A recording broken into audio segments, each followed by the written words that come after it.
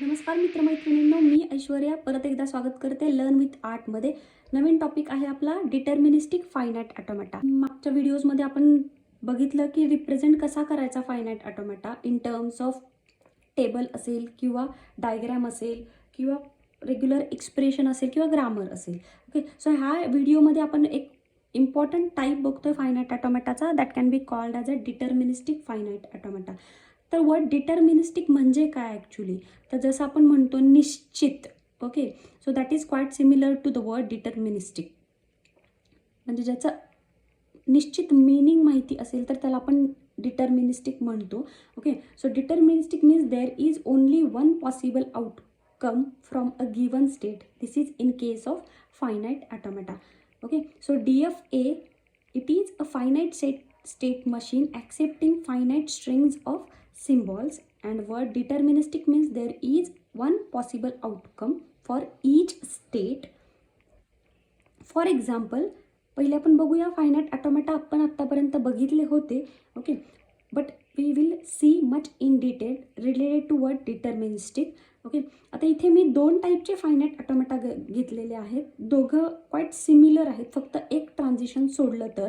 पण त्या एका ट्रान्झिशनमध्ये किंवा एका ट्रान्झिशनमुळे दोन वेगवेगळे टाईप होत आहेत फायनाईट ऑटोमॅटाचे. This one is example of deterministic finite automata and this one is an example of non deterministic finite automata. तर ते कसं ते आपण बघूया. ठीक आहे, आता बघा, Q0ला जर मी 0 इनपुट दिलं तर मागच्या वेळेस आपण बघितलं होतं की Q0ला जर मी 0 इनपुट दिलं then I have only one possible outcome, that is Q1 state. Okay, म्हणजे जर मला जरी विचारलं की Q0ला 0 इनपुट दिलं तरी कुठे जातं हे मला नक्की आणि नक्की माहिती आहे की Q1लाच जातं आहे. ठीक आहे, सेम आहे Q1ला जर मी 0 इनपुट दिलं तर कुठे जातं आहे? Q1ला जर मी 0 इनपुट दिलं तर कुठे जाते? Q0ला जाते. ठीक आहे, सेम Q1ला जर 1 इनपुट दिलं, Q1ला जर 1 इनपुट दिला then I will reach to state Q2. तसंच सेम आहे Q2ला जर मी 1 इनपुट दिला तर मी कुठे जाते? Q1 स्टेटला. ओके, सो इकडे चार ट्रान्झिशन आहेत आणि चारही transition all these are deterministic in nature. तर डिटर्मिनिस्टिक म्हणजे काय? ओनली वन पॉसिबल आउटकम, म्हणजे जी आउटपुट स्टेट येणारी आहे ती एक आणि एकच आहे. ओके, ती एक आणि काय आहे? एकच असेल तर त्याला आपण म्हणतो deterministic output state or only one possible outcome.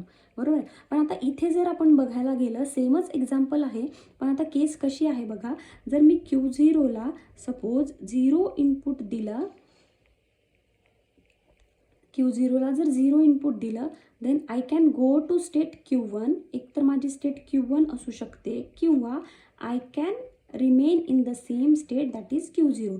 म्हणजे मी Q0मध्येही राहू शकते. म्हणजे मला इथे ऑप्शन आहे का मी हे पण ऑप्ट करू शकते किंवा हेही ऑप्ट करू शकते.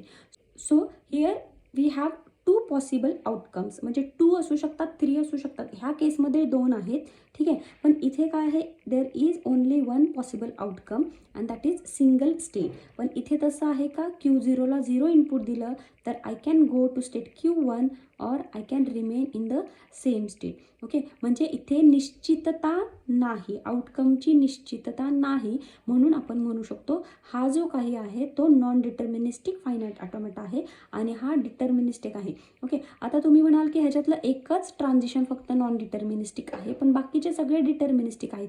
येस, एकही ट्रान्झिशन जर नॉन डिटर्मिनिस्टिक असेल तर तो पूर्ण फायनाईट ऑटोमॅटा नॉन डिटर्मिनिस्टिक म्हटला जातो. Okay, so deterministic finite automata होण्यासाठी each and every transition should be deterministic in nature, then and then only can be called as a deterministic finite automata.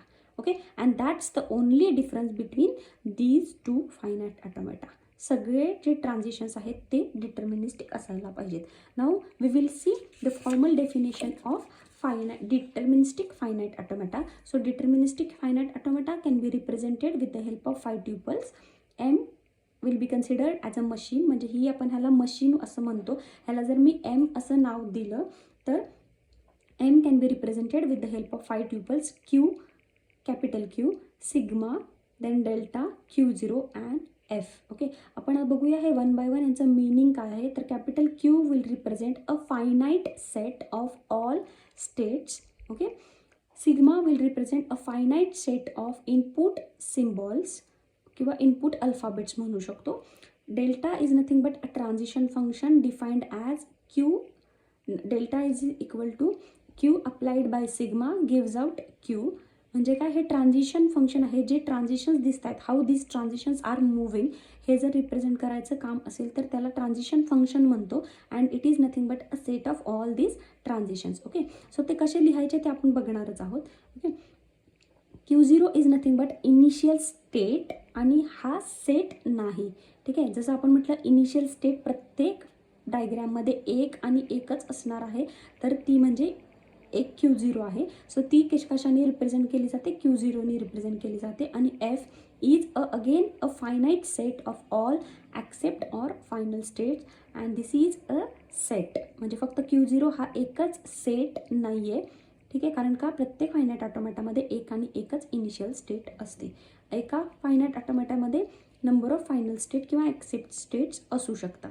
Okay, आता ही जी diagram आहे, ह्या डायग्रॅमचं same मी इथे table draw केलेला आहे. तर मला जर ह्या डायग्रॅमचे हे जर ट्युपल्स कॅल्क्युलेट करायचे असतील तर कसे होऊ शकतात. क्यू आहे, क्यू काय सांगतात, Q is nothing but a finite set of all states of F A. Okay, आता हा जर माझा फायनाईट ऑटोमॅटा असेल तर ह्याच्यामध्ये कोणत्या कोणत्या स्टेट्स आहेत, Q0, Q1, Q2. So capital Q set will represent Q0, Q1, Q2.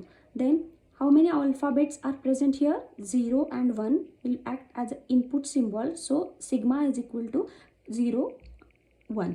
Okay, now delta will represent the transitions, so that can be represented with the help of transition table. म्हणजे transition table म्हणजे जे काही represent करणार आहोत ते म्हणजे काय असेल तर डेल्टा असेल.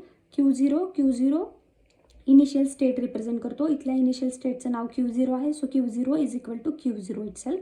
Okay, F is set of all accept or final state. इथे एकच फायनल स्टेट आहे, दोन असल्या असत्या सपोज तर मी दोन इन्क्लूड केल्या असत्या. इथे एक्झाम्पलमध्ये आपला एकच आहे म्हणून, आणि ती आहे Q2. So I have written here Q2. Okay, so this was related to the formal definition of finite automata. जर कोणाला काही डाऊट्स असतील then you can comment on it.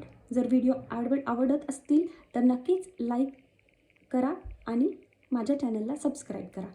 Thank you very much.